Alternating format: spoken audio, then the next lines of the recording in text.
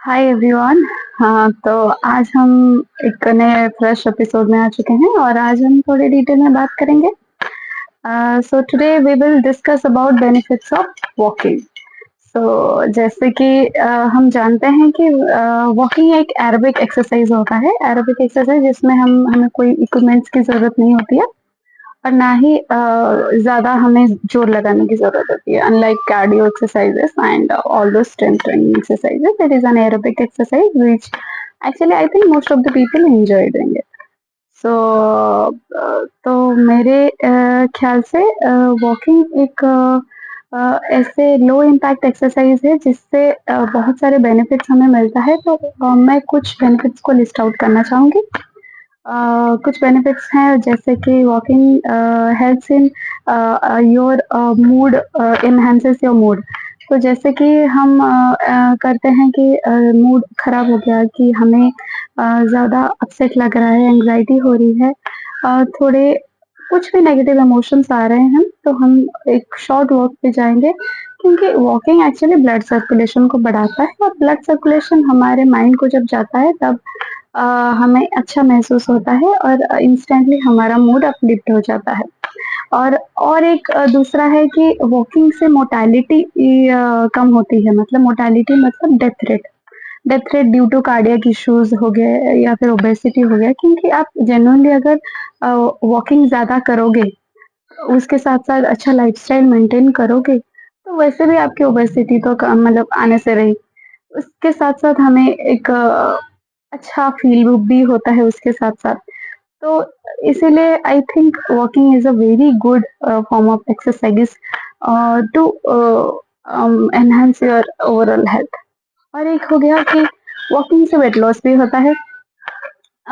Walking with proper diet, exercise, nutrition हमारे weight loss को भी एम्प्लीफाई करता है, क्योंकि एक घंटा वॉकिंग से अराउंड हमें 300 से 400 कैलोरीज लॉस हो जाते हैं।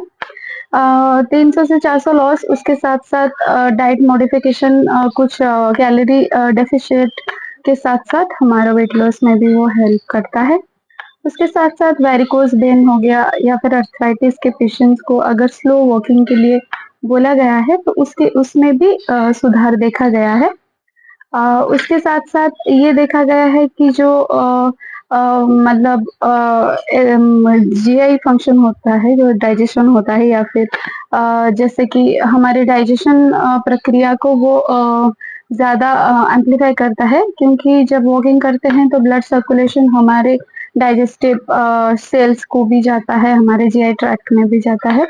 उसके साथ-साथ जो हमारा ये लंग कैपेसिटी हो गया, लंग कैपेसिटी मतलब हमारे जो फेफड़े हो गए, लंग्स हो गए, उनको उनका ऑक्सीजन कैरिंग कैपेसिटी भी बढ़ता है, क्योंकि जब हम वॉकिंग करते हैं तो इनहेल करते हैं, ज़्यादा ऑक्सीजन हमारे मतलब बॉडी को जाता है, हम थोड़ा ज़्यादा नीड करते हैं, उसके साथ-साथ वो ज़्यादा मतलब उसका कैपेसिटी भी बढ़ता है, उसको मतलब ऑक्सीजन को पकड़ने की कैपेसिटी भी उसके साथ-साथ बढ़ता है। ये भी देखा गया है कि जो आजकल के फीमेल्स हो गए, यंग गर्ल्स हो गए, उनका जो फर्टिलिटी इश्यूज हो रहा है, ज़्यादा पीसीओडी या फिर हार्मोनल इम्बैलेंस, वो भी देखा गया है कि वॉकिंग से विथ लाइफस्टाइल मॉडिफिकेशन उसमें भी बहुत सुधार देखा गया है।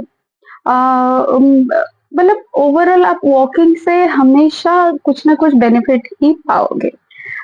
ये भी देखा गया है कि जो ब्लड शुगर में सबसे इम्पोर्टेंट टॉपिक अभी बोल रही हूँ, ब्लड शुगर में वॉकिंग का बहुत ही बड़ा रोल है।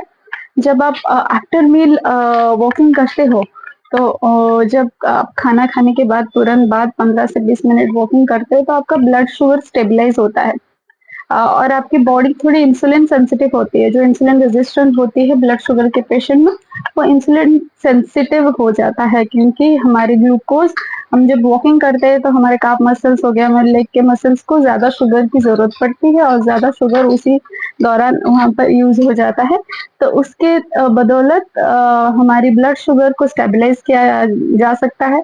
ये भी देखा गया है कि जो वॉकिंग करने से जो ब्लड शुगर पेशेंट्स हैं या फिर नॉर्मल पेशेंट जिनका ब्लड शुगर हाई रहता है, तो उनका बहुत मात्रा में 20-30% कम ही आया है।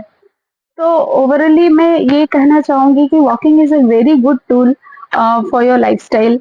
उसको हमेशा अपने लाइफ में ट्राई कीजिए। 10,000 स्टेप्स अगर ना भी हो सके, मिनिमम 5 से 7 के स्टेप्स तो कंप्लीट करना ही करना है।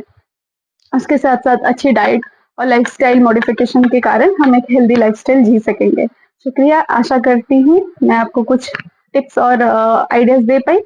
तो for more such videos please like and subscribe to my channel.